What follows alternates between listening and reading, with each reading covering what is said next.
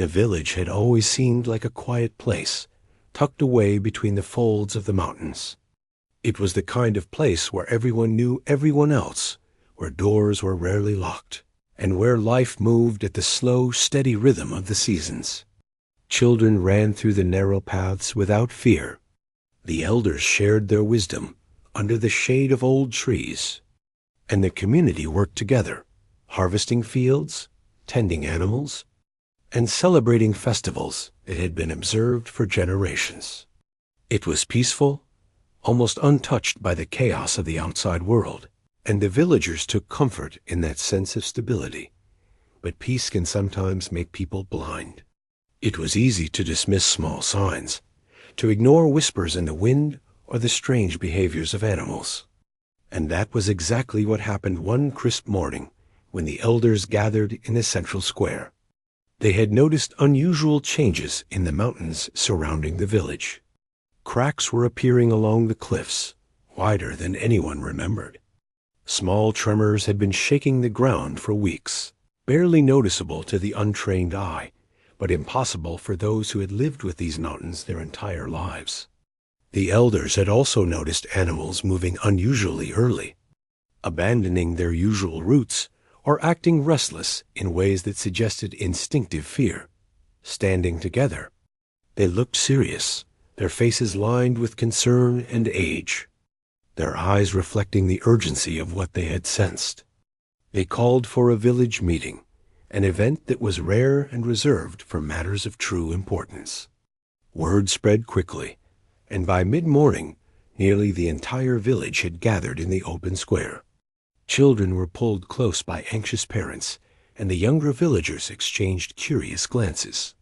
Some whispered to each other, amused by the elders' grave expressions. The village leader stepped forward.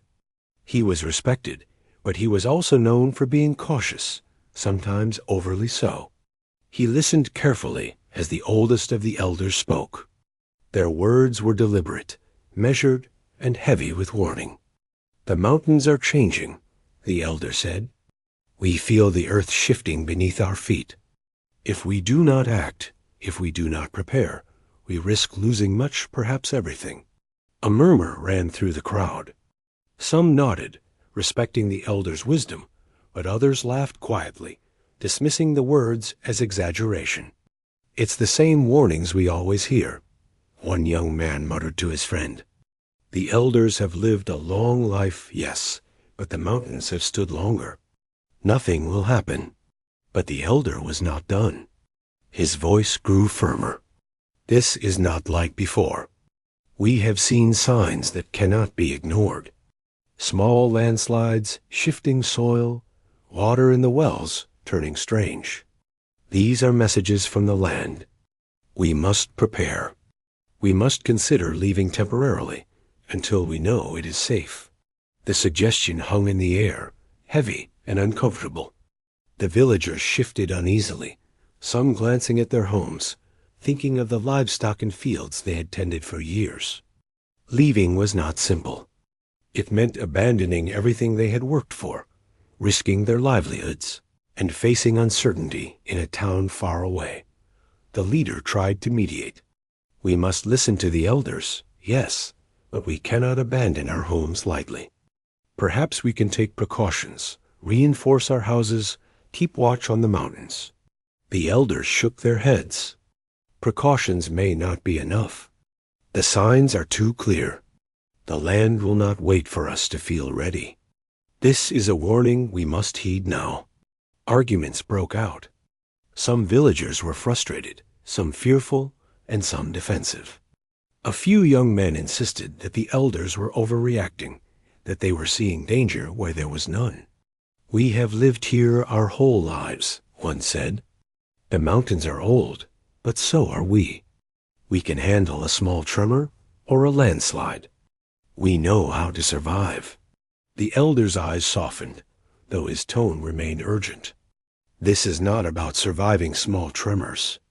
This is about understanding patterns, about respecting what our ancestors taught us. These warnings are not given lightly. When the elders speak, it is because we have listened to the land for decades." We have learned to notice what others cannot. Still, the younger villagers resisted. They whispered to each other, casting doubtful glances at the cracks in the cliffs, as if hoping they would disappear by ignoring them. Some even joked, trying to lighten the tension, but the jokes fell flat under the gravity of the elders' expressions. Despite the resistance, a few families decided to take the warning seriously. They packed what they could carry, taking only the essentials. Blankets, some food, and a few precious belongings were gathered quietly. They did not announce their departure, fearing judgment or ridicule. Instead, they left early in the morning, slipping along the trails that led to the nearby town, hoping to return once the danger had passed. The rest of the village stayed behind. They carried on with their routines, some reinforcing walls, others checking their livestock, and a few skeptics watching the families who had left, shaking their heads. "They're being too cautious," one villager said. "Nothing will happen. Mountains don't fall in a day." But even as they spoke, the elders continued their watch.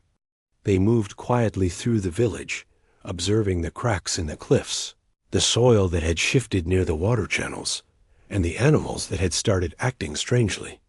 Every small sign confirmed their fears. The mountain was restless, and the consequences of ignoring it could be devastating. At night, the village felt a strange stillness. Usually, the sounds of animals, laughter, and fires kept the darkness alive. But now there was a tense silence, broken only by the distant rustle of leaves and the occasional call of a bird. The elders gathered again, their voices low as they discussed what steps to take next. "The warning has been given," one elder said. "We cannot force them to leave, but we can prepare what we can. The land will speak, and they will have to listen, whether they want to or not." Another elder nodded, her face drawn with concern. "It is hard to watch people dismiss what we know to be true. But history has taught us that the earth does not bend to our wishes. It moves as it will. Our duty is to warn, to guide, and to protect those who will listen." Even as they spoke, cracks deepened in places that had seemed harmless, and small tremors shook the ground gently, like the earth itself was testing the village. The elders moved quietly through the paths, inspecting homes, talking to neighbors, and urging caution. Every night they slept lightly, listening to the subtle shifts in the mountains, feeling the pulse of the earth beneath their feet. In the days that followed, more signs became apparent. Water in the streams started carrying more sediment than usual. Birds flew in strange patterns, some leaving the area entirely. The soil near the outer fields shifted in ways that made farming more difficult. The few villagers who had initially dismissed the warnings began to notice these changes too, though many still refused to consider leaving. Arguments flared occasionally in the market and in homes. "The elders exaggerate," some would say. "It is just nature, nothing more." Others, however, had begun to worry quietly. They could not ignore the trembling ground beneath their feet or the way the cliffs seemed to groan. Still, fear and pride prevented them from admitting that perhaps the elders had been right all along. And so, life continued in the village, but under a thin veil of unease. The elders' warnings hung over every conversation, every glance at the mountains, every step taken along familiar paths. Some villagers grew restless, uneasy in their own homes. Others found themselves arguing with loved ones over whether to leave or stay. Yet, through it all, the elders remained patient, guiding quietly, watching intently, and waiting for the moment when the village would either heed their advice or face the consequences. They had done what they could, but they knew that not all lessons were learned without hardship. And deep inside, each elder carried the quiet hope that their people would listen before it was too late. Life in the village continued, but it was no longer the same peaceful rhythm it had been before. The elders' warning had planted a seed of unease in the minds of many, even those who refused to admit it aloud. Every morning, the villagers rose with a small tension that hung over their routines, a quiet reminder that the mountains around them were no longer entirely predictable. Children still ran through the narrow paths, but sometimes they paused mid-step, staring at the distant cliffs as if sensing something that adults could not fully explain. Farmers worked their fields, yet each tremor beneath their feet caused their hearts to skip. Even the wind felt different, carrying whispers that unsettled the village in subtle, unspoken ways. The few families who had left to stay in the nearby town were safe, but they missed their homes and the familiarity of their lives. They sent occasional letters, advising friends and relatives to consider leaving as well. Yet their words often fell on deaf ears, interpreted as fear or exaggeration. Life in the village had a stubborn inertia, and the pull of the familiar was strong. Most villagers still chose to stay, clinging to routines that had defined generations. They carried on with their daily tasks, planting crops, tending animals, repairing homes, and preparing meals, all while a quiet tension underlined every action. The signs of danger, however, were becoming harder to ignore. Small landslides had begun to appear along the edges of the valley. Stones would tumble down in places where children played, startling everyone who saw them. The soil along some fields had shifted noticeably, cracking and breaking under the weight of the day. Streams that were once clear now carried more mud and silt than usual, and the water in the wells had begun to show subtle changes in taste and color. Animals, too, behaved oddly. Birds gathered in larger flocks and left the area earlier than usual. Dogs barked at unseen movements in the distance. Cows refused to graze near certain slopes. These were all small signs, but the elders read them with grave attention. They moved quietly through the village, observing, noting, and quietly preparing for what they knew could become disaster. Despite these signs, a stubborn resistance persisted among many villagers. Some laughed off the tremors, claiming that the mountains were simply settling, that all this worry was unnecessary. Others argued that leaving would be a waste, a needless disruption to lives that had always been grounded in routine. Families debated fiercely. Fathers insisted they could handle small shifts in the land. Mothers worried about leaving the home they had built. And young adults argued that staying was a matter of pride. Among the elders, concern deepened. They held private meetings at night, speaking in low voices so that the villagers would not hear the full gravity of their concerns. "We have watched for years," one elder said quietly, pacing the room. "The signs are all here. Cracks are deepening, water is changing, and the animals are restless. This is no ordinary season." Another nodded, her hands folded tightly. "Some will listen, yes, but most will not. They believe what they want to believe, and that is their choice. All we can do is continue to warn them, to show them the truth in small ways, and hope they understand before it is too late." During this time, tension in the village became tangible. Arguments became more frequent. Small disputes over property or work escalated, fueled by the underlying fear that none of the villagers could fully express. Even the marketplace, usually lively and friendly, was quieter, with neighbors avoiding discussions about the land or the elders' warnings. People whispered to each other, hesitant to voice their fears openly.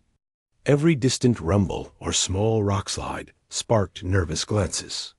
The elders moved calmly through these moments, offering advice and reassurance, trying to guide the villagers without inciting panic. Not a few young families had begun to reconsider. Quietly, late at night, they packed essential belongings, preparing to leave in secret.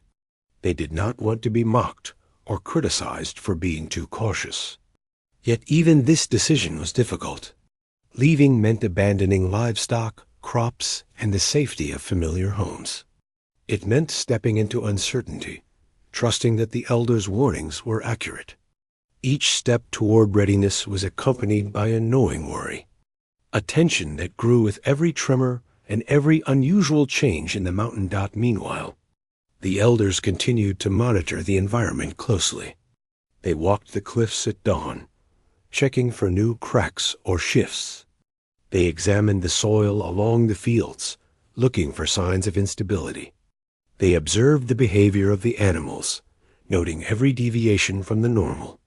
And they met with each other daily, comparing observations, discussing patterns, and preparing contingency plans. Every movement they made was deliberate, careful, and informed by decades of experience. As the days passed, the signs grew stronger. Small stones began rolling down cliffsides more frequently. Streams overflowed slightly during times when rainfall was light. Wells showed faint cracks around their edges. Even the wind seemed to carry a weight, moving with a force that made leaves shiver in unnatural ways. For the villagers, these changes were hard to ignore. Some began to notice patterns they had never recognized before. They saw the cracks and tremors and could no longer dismiss them entirely. Fear began to grow alongside doubt. Yet, even as fear spread, human stubbornness persisted. Many still refused to act. Pride and habit held them in place. The mountains were part of their identity, and leaving was almost unthinkable. They told themselves they could manage, that the elders' warnings were cautious, but not necessarily accurate. Some laughed at the families who had left, mocking their caution as excessive. Others simply pretended not to notice the warning signs, carrying on as if life would remain predictable and safe. During this period, the elders did everything they could to help prepare those who were willing to listen. They instructed families on reinforcing homes, building barriers in vulnerable areas, and storing food and water in case of emergency. They taught techniques for moving livestock to safer ground and advised on routes to nearby towns for temporary shelter. Even as frustration grew among the villagers who refused to listen, the elders remained patient. Their focus was on survival, not argument, on guidance, not debate. The nights became restless for everyone. The village, usually quiet and serene under the stars, now carried an undercurrent of tension. Children had trouble sleeping. Parents worried over decisions they had made or ignored, and the elders listened attentively to the subtle sounds of the mountains, interpreting every shift and rumble. Dreams were filled with images of falling rocks, landslides, and rushing water. The sense of impending change hung in every home, even in the houses of those determined to stay dark in these moments of quiet. Small acts of courage and foresight began to emerge. A farmer moved his animals to higher ground, despite the ridicule of neighbors. A mother quietly gathered food and supplies, preparing for the possibility of leaving. A group of children, sensing their parents' anxiety, began helping in small ways, carrying water, stacking firewood, or helping animals to safer areas. These small efforts, born of concern and instinct, slowly began to ripple through the community, planting seeds of caution even among the skeptics. The elders watched these actions closely, grateful for every step taken toward preparedness. They knew that some lessons were learned only through observation, that people often needed to see the evidence before believing. Every precaution taken by villagers, no matter how small, gave them hope that the coming challenges could be faced with a greater chance of survival. And yet, the full extent of the danger remained unknown. Even as tremors continued and small landslides occurred, the villagers could not fully grasp the scale of what might come. The elders, however, had seen enough in their lifetimes to understand the potential devastation. Their warnings were not idle speculation. They were born of observation, experience, and a deep understanding of the mountain's power. Every day that passed without action increased the risk, but every precaution taken, no matter how hesitant, increased the chance of survival. Through it all, the village moved forward in this uneasy balance. Life continued, but under a shadow of anticipation. Farmers tended fields cautiously. Children played under watchful eyes, and conversations were filled with hints of worry and caution. The elders remained steadfast, guiding quietly, observing carefully, and waiting for the day when their warnings would either be taken seriously or proven tragically correct. Not the tension in the village grew like a quiet storm, invisible but palpable, threading through every home, every path, and every interaction.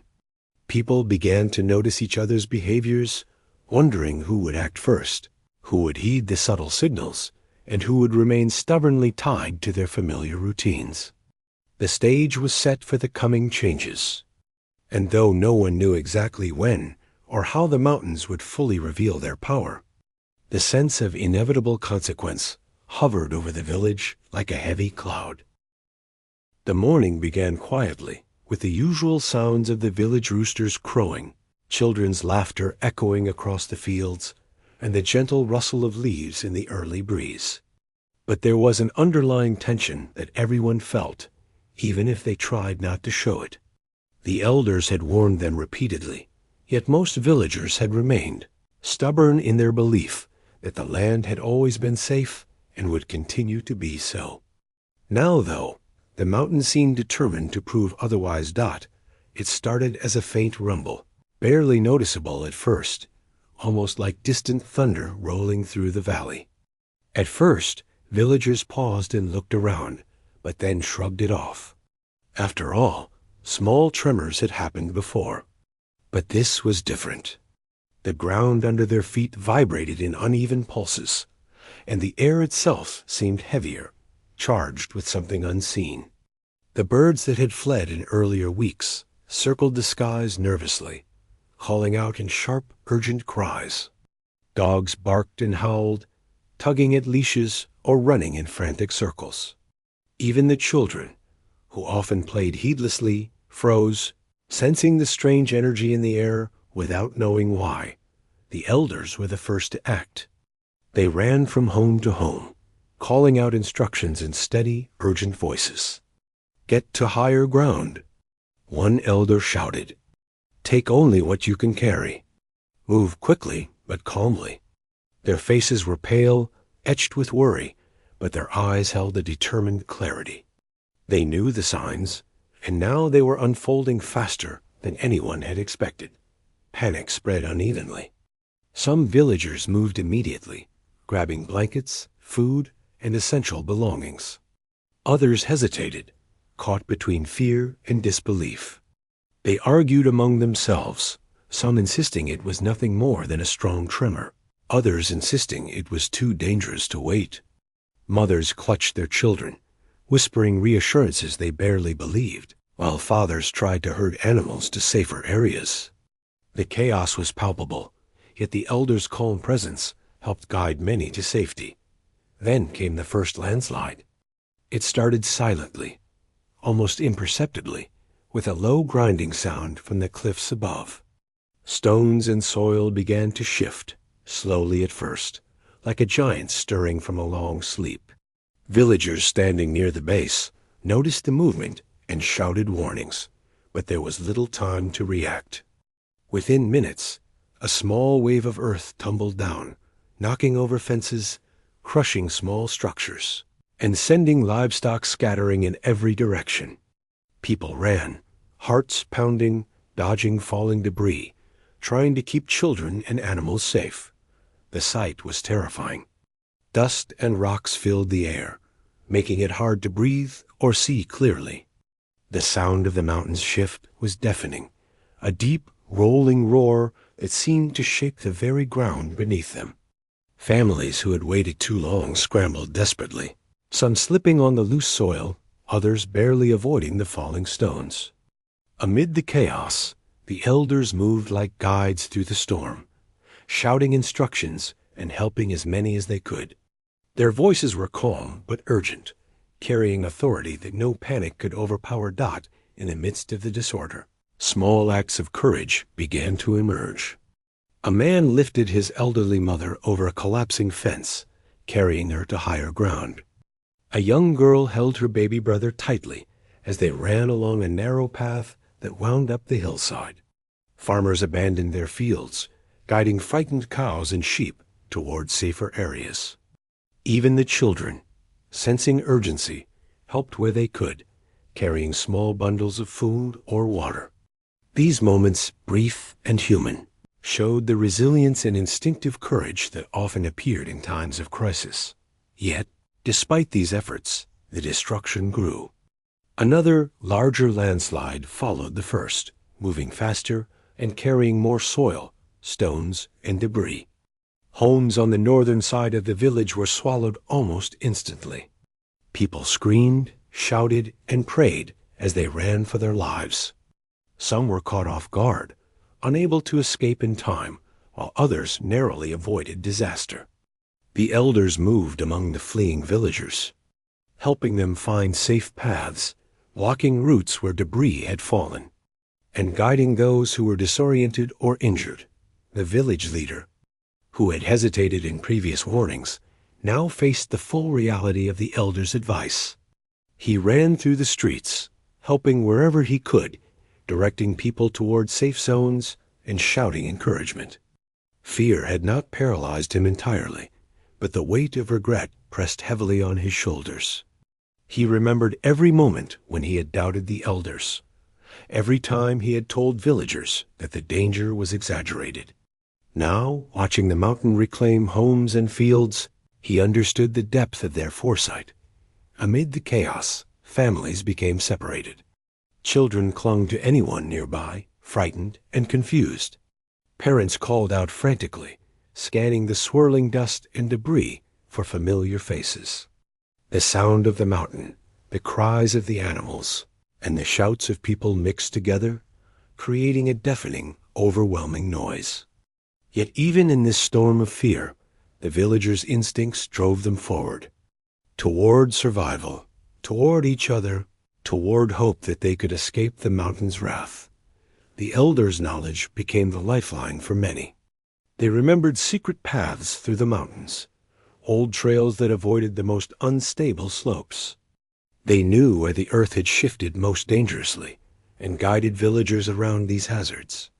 Their experience allowed them to move calmly and efficiently, even in the middle of disaster. Many who followed their guidance survived, while those who hesitated or tried to find shortcuts often found themselves trapped or forced to run through more dangerous paths as the day wore on. The destruction became more visible. Homes were crushed under the weight of falling rocks. Fields were buried in mud and debris, and livestock scattered, many lost or injured. Smoke rose from small fires sparked by collapsing chimneys. The village, once familiar and orderly, now resembled a chaotic landscape shaped by nature's sudden fury. Yet despite the devastation, pockets of safety existed. Families huddled together on higher ground, helping each other, sharing water, blankets, and comfort. The elders moved among them, ensuring that everyone had at least a chance to survive. The sense of shock was almost unbearable. Villagers who had ignored warnings now faced the consequences of their choices. Some cried openly for the homes and animals they could not save. Others stood silently, numb with fear and disbelief. The children, though resilient, clung to parents, sensing that something had changed forever. Even those who had prepared and moved early felt the weight of loss. Watching neighbors struggle or disappear into the dust and rocks by late afternoon. The landslides had slowed, but the destruction was undeniable. The village's northern edge had been almost entirely destroyed. Paths were blocked, homes reduced to rubble, and fields buried beneath layers of earth. Families regrouped on safer slopes, exhausted, shaken, and deeply aware of their vulnerability. The elders moved among them, offering guidance, comfort, and reassurance. They reminded everyone that survival was now the priority, that the day's events, though terrifying, could have been far worse without action and preparation. That night fell with a strange quiet over the mountains. The roar of the landslides had ended, replaced by an eerie silence, broken only by the occasional cry of animals or distant rumble. The survivors gathered together, huddled in small groups, sharing what little they had rescued and comforting those who had lost everything. Children, now exhausted, fell asleep on blankets beside their parents. Adults spoke in hushed tones, recounting what had happened, helping each other process the trauma, and silently vowing to rebuild. The elders stood a short distance away, observing quietly. They had expected destruction, but the speed and intensity of the events still weighed on them. Yet they also knew that their warnings had saved many lives. The families who had left early, the villagers who had acted quickly, and those who followed the elders' advice had survived largely intact. Their foresight had prevented a complete disaster.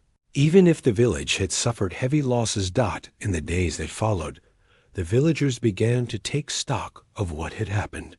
They counted their losses, tended to the injured, and started clearing debris. There was grief, yes, but also relief that so many had survived. Relief that the elders' guidance had not been ignored entirely. And slowly, a sense of unity began to grow. The disaster had shown them the value of wisdom, the importance of preparation, and the power of community. Even those who had doubted before now began to listen more closely, realizing that knowledge born of experience could mean the difference between life and death by the time the sun set fully. Casting long shadows over the damaged landscape, the villagers understood that their lives had changed irrevocably. The mountains were no longer just part of the background of their world. They were powerful forces, capable of reshaping everything in an instant. And though fear still lingered, so too did a newfound respect for the elders, for the land, and for the fragile yet enduring resilience of human beings in the face of overwhelming challenge. The morning after the landslides dawned gray and heavy, as if the mountains themselves were mourning what had happened. The air was thick with dust, and the sun struggled to shine through a haze that hung over the valley. The village, which had always felt safe and steady, now seemed fragile and vulnerable, a place transformed by sudden and unforgiving force. Villagers moved carefully through the streets and paths, stepping around rocks, fallen trees, and collapsed walls.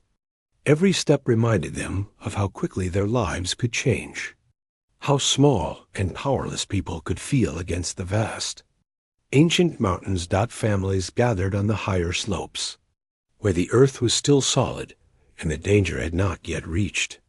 They huddled together, some sitting quietly, others speaking in low, urgent voices. Children clung to their parents, their faces pale and eyes wide with fear. The elders moved among them, assessing injuries, offering comfort, and quietly organizing what needed to be done.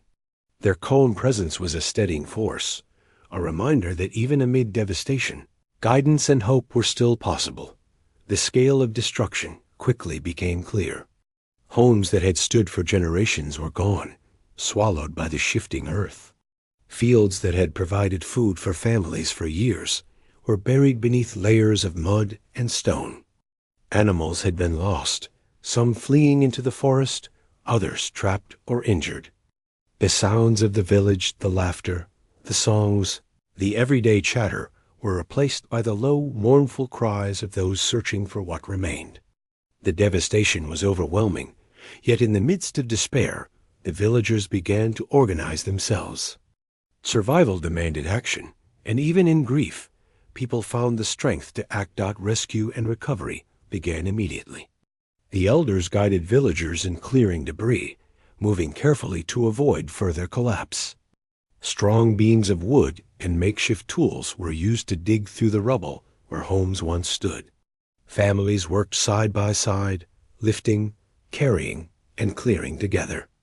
Those who had previously doubted the elders now followed their instructions without question, trusting the knowledge and foresight that had been proven true. Every hand mattered.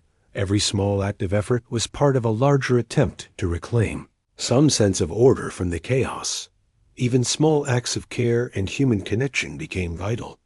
Mothers comforted crying children, offering blankets and soft words. Neighbors shared food and water, even when what little they had was already scarce. People checked on each other's homes, searching for possessions that could be saved or moved to safer areas. Friends who had disagreed or argued before the disaster now worked side by side, their previous differences forgotten in the face of survival. The village had been fractured by fear and pride, but now those divisions were melting away under the weight of shared experience. The elders moved methodically, directing people to prioritize safety, then essential needs, then rescue efforts. They instructed families to mark dangerous areas where more earth could still shift. They advised temporary shelters to house those who had lost their homes. They organized teams to search for missing villagers or animals, sharing knowledge of paths and old trails that would keep people out of harm's way. In their quiet, steady way, they were rebuilding not just the village, but the spirit of the community itself. In the hours that followed, small victories emerged. A group of villagers found a child who had been trapped in a partially collapsed home. She had been frightened and alone, but unharmed. Relief and tears flowed freely as she was carried to safety. A family located their goat herd, which had fled into the forest, and slowly guided them back to temporary pens. Neighbors discovered each other's homes, partially intact, and began salvaging what could be saved.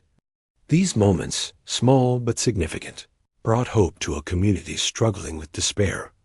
Amid the recovery, grief was present in every action.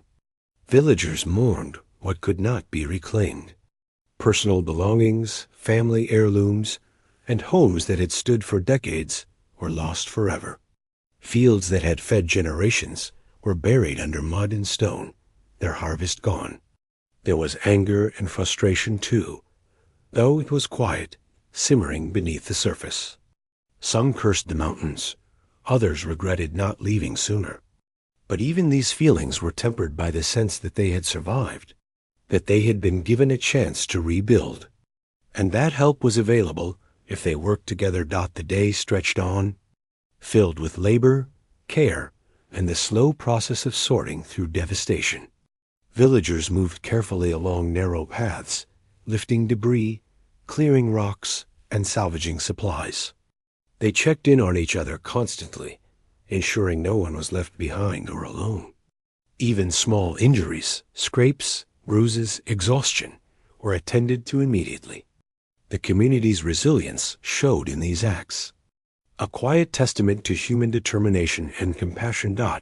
As the sun began to set, painting the sky in shades of orange and red, the village's temporary shelters were finally established. Families had been moved to higher ground, away from the paths of further potential landslides.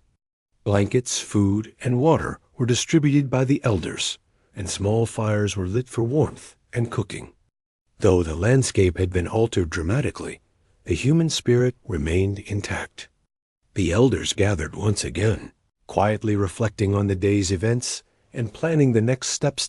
In the evening, conversations among the villagers carried both sorrow and hope.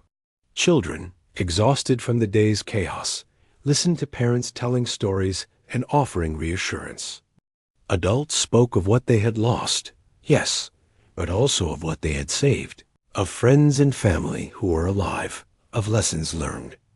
They shared their gratitude for those who had acted quickly, for the elders who had warned them, and for the small successes that gave the day a glimmer of light amid darkness.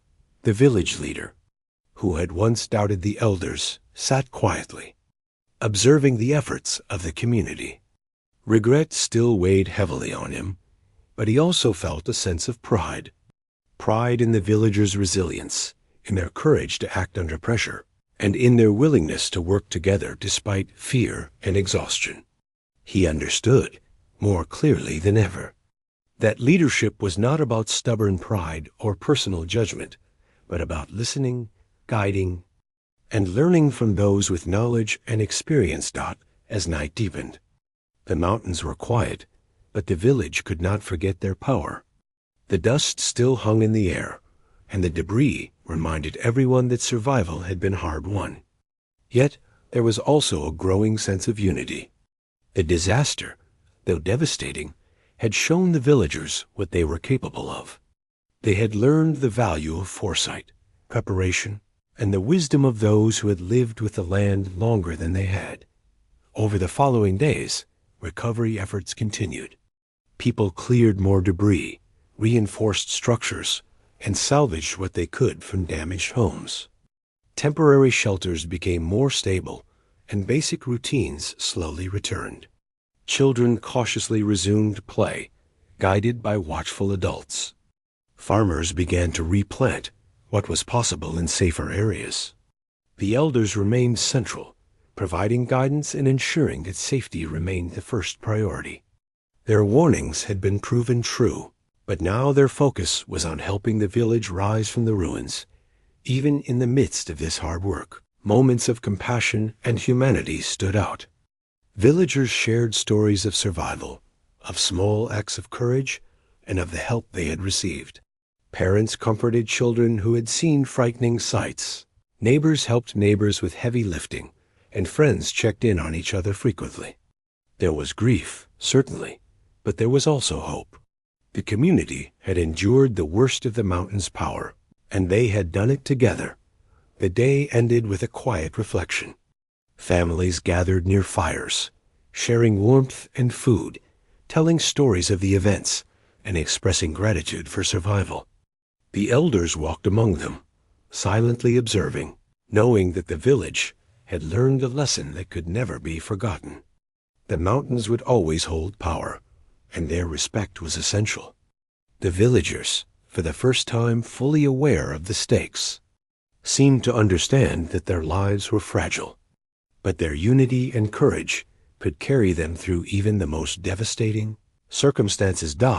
As the night settled over the valley, the village lay in silence, tired but alive. Homes were gone, fields buried, and lives changed forever. Yet amid the devastation, there was a sense of continuity, a recognition that survival was possible, that lessons had been learned, and that human resilience could withstand even the greatest challenges. The elders remained watchful, ready to guide, to protect, and to help the village rebuild stronger than before. And in this quiet, human-centered struggle, a foundation for the future was being laid, one that respected the power of nature, the wisdom of experience, and the enduring strength of community. The village had survived, but the events of the past days had left a deep mark on everyone. The landslides had reshaped the landscape, and the lives of the villagers had been changed forever. Families who had lost homes or fields gathered together in temporary shelters, sharing space, food, and stories. The air was thick with dust, but also with determination. Everyone could see that while nature had proven its power, human resilience could still shine through in the early morning light. The villagers emerged from their shelters to survey the damage. The northern edge of the village had been almost entirely swallowed by the mountain's force. Homes that had stood for decades were gone. Trees that had provided shade and fruit were uprooted. Fences, gates, and simple paths were buried under layers of mud and rock. Even as the destruction overwhelmed the eyes, there was a strange beauty in the way the survivors moved. They worked together, offering hands, tools, and encouragement to one another. Every action was purposeful, driven by a mix of grief, hope, and determination. The elders moved through the village quietly but firmly. Their presence was calming. They spoke softly to those who were frightened, advised families on safe areas for rebuilding, and guided children away from unstable slopes. Their knowledge of the mountains, the land, and the hidden dangers that could remain was invaluable. They had warned the villagers in advance, and now, even in the aftermath, their guidance prevented further tragedy. Many villagers who had once doubted them now looked at them with deep respect and gratitude. The process of rebuilding began slowly. Temporary shelters were reinforced with stronger supports. Food and water supplies were rationed carefully, shared fairly among families. Villagers worked in teams, clearing debris from paths and digging out areas where homes had once stood. Tools were shared freely, and neighbors helped each other lift heavy beams, rocks, and other obstacles. The work was exhausting, but it brought a sense of purpose and unity. People realized that, despite loss and fear, they could still shape their future. Small victories became moments of celebration. A collapsed home was cleared just enough to salvage belongings. A lost herd of goats was guided back to safety. Children were reunited with friends who had been separated during the landslides. Each small success reminded the villagers that life could continue, that they could endure, and that they were not alone. Even in the hardest times, the human spirit proved remarkably resilient. The elders emphasized learning from the disaster. They taught families to recognize signs of unstable ground, to prepare supplies for emergencies, and to respect the power of nature. They shared stories of previous generations who had faced the mountain's dangers, using history as a guide for survival. Villagers listened closely, not just out of respect, but out of necessity. The events had proven that ignoring warnings could have catastrophic consequences. Knowledge, preparation, and caution were no longer optional. They were essential. Even as practical work continued, the emotional recovery of the community became evident. Parents comforted children who had been terrified, recounting the bravery of those who had helped others during the landslides. Adults shared memories of neighbors who had acted courageously, reinforcing a sense of pride and gratitude. Stories were told around small fires at night, not just about fear, but about survival, resilience, and the power of working together. These stories helped heal emotional wounds, building bonds that were stronger than before. The village leader, once hesitant and doubtful, now worked tirelessly alongside the villagers. He had learned a lesson in humility, realizing that leadership required listening and trusting those with experience. He coordinated rebuilding efforts, ensured safety measures were followed, and encouraged families to stay focused on recovery. His presence, once a symbol of hesitation, became a source of support and guidance. Villagers began to look at leadership differently, understanding that wisdom often came from experience and observation, not just position or authority. Over the following weeks, the village began to transform. Paths were cleared and reinforced. Temporary shelters were strengthened into more permanent structures. Crops were replanted in safer areas, and livestock was moved to protected zones. Though much had been lost, the villagers found strength in what remained. Every stone lifted, every wall rebuilt, every small act of care became a symbol of hope. The community had faced disaster and was now emerging stronger, bonded by shared experience and collective effort. The children played again, cautiously at first, but with growing confidence. Their laughter returned to the village paths, echoing softly against the mountains.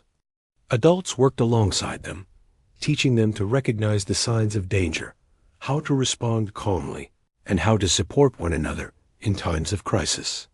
These lessons were invaluable, ensuring that future generations would carry the wisdom gained from the disaster.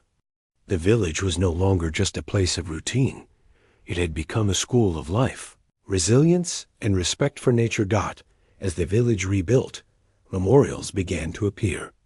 Simple markers were placed where homes and landmarks had been destroyed. Families planted trees in memory of lost animals and friends. Small shrines were created to honor the mountain itself, acknowledging both its danger and its role in teaching the villagers humility and respect. These acts, quiet and personal, gave meaning to the destruction. They were reminders that even in loss, life continued, and that remembrance could guide future decisions. The elders continued to guide the community, now focusing not just on survival, but on improvement. They encouraged better planning for homes, safer paths, and systems for alerting villagers to future dangers. Workshops were held to teach practical skills, reinforcing structures, identifying unstable soil, and storing essential supplies. Knowledge became a shared treasure, not just a precaution. Every lesson learned from the disaster was applied, ensuring that the village would be better prepared for whatever came next. Slowly, the atmosphere in the village shifted. Fear and grief remained, yes, but they were tempered by pride, unity, and hope. Villagers understood that survival was not just about avoiding danger, but about working together, learning from experience, and respecting the land they called home. Where once there had been arguments over whether the elders' warnings were valid, now there was quiet acknowledgement of the value of wisdom, patience, and foresight. Even daily routines began to carry new meaning. Cooking, farming, repairing homes, and tending animals became acts of resilience rather than simple chores. Every meal prepared, every wall rebuilt, and every crop planted was a reminder that life could continue, that the human spirit could endure, and that community could flourish even after tragedy. The villagers had learned to cherish the ordinary, recognizing its fragility and its importance. As the months passed, the village transformed from a scene of devastation into a place of cautious optimism. Paths were stable, homes were rebuilt, and fields were planted. Children ran through the streets again, their laughter a symbol of recovery. Families shared meals and stories, celebrating the resilience that had carried them through the disaster. The elders, though still watchful, could finally allow themselves moments of quiet pride. They had guided the village through danger, and now the community was stronger, wiser, and more united than ever before. The final lesson was clear to everyone. The mountain would always be powerful, unpredictable, and potentially dangerous. But with preparation, knowledge, and community, the villagers could face even the most devastating events and survive. They had learned that ignoring warnings could bring tragedy, but listening, acting, and supporting one another could save lives. The disaster had taken much, but it had also given the village something invaluable: understanding, resilience, and the knowledge that together they could overcome any challenge. In the evenings, the village gathered on the hillsides, looking out over what had once been destroyed. The elders shared stories of the past, advice for the future, and reflections on the lessons learned. Parents and children listened closely, understanding that these words carried more than tradition. They carried survival, wisdom, and hope.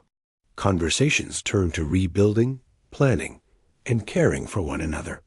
Even the smallest contributions were valued, reinforcing the importance of unity and cooperation. By the end of the year, the village had rebuilt most of what was lost. Homes were stronger, paths were safer, and fields were flourishing once again. The community had learned to respect the mountains, the power of nature, and the importance of listening to experience. They had faced disaster and emerged stronger, not because the land had changed, but because they had changed. They had learned that human courage, resilience, and unity could meet even the most overwhelming challenges. And in the quiet of the evenings, as the sun set behind the mountains, the village felt a new kind of peace. Not the careless peace of before, but a wise, earned peace. They had faced destruction, loss, and fear. They had survived. They had learned, and they would never forget. The elders' warnings, once dismissed, were now woven into the very fabric of the village's life, guiding every decision, every step, and every act of care. The village had survived not just the mountain's force, but the human tendency to ignore wisdom, and in that survival, they found hope, strength, and a future worth building.